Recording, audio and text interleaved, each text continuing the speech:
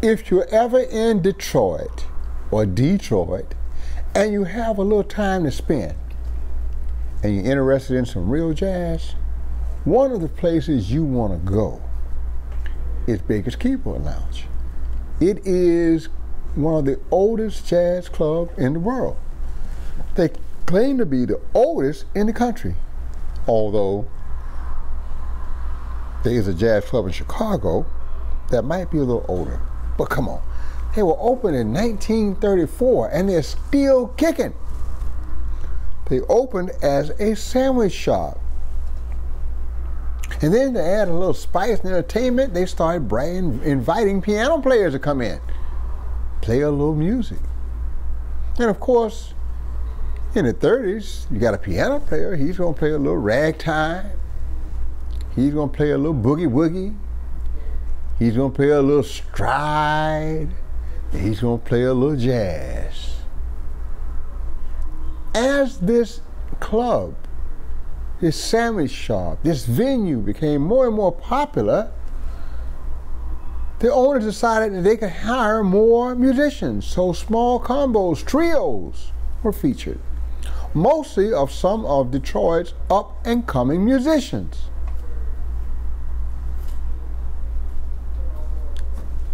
The Keyboard Lounge became the venue to feature the up-and-coming hot young lions of the Detroit area. And the popularity continued to grow. So by the 50s, they are now featuring national acts in there. Jerry Mulligan, oh yeah, Dave Brubeck, Cannonball Adderley, people like that are playing in this once upon a time sandwich shop that is now Baker's Keyboard Lounge.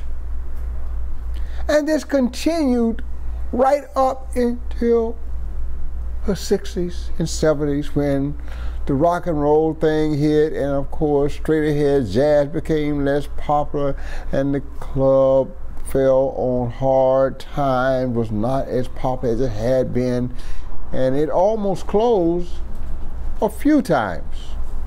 But they hung in there, and in the late 70s, early 80s, they started mixing it up by programming not just hard bop and straight ahead jazz, but some of the more contemporary styles. I'm not going to say it, you know what I'm saying. And that brought more people in. And once they got over the hump with that, they went back to programming straight ahead jazz. So a lot of the jazz musicians from Detroit who leave and go to New York and establish themselves will go back home to do a live album from Baker's Keyboard Lounge because the acoustics in this place are absolutely perfect.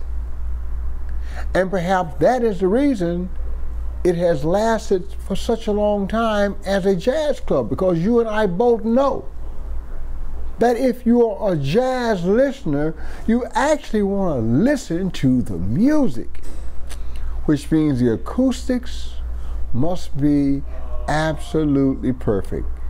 Baker's Keyboard Lounge, Detroit, Michigan, opened in 1934 and is still open and jamming today. Thank you.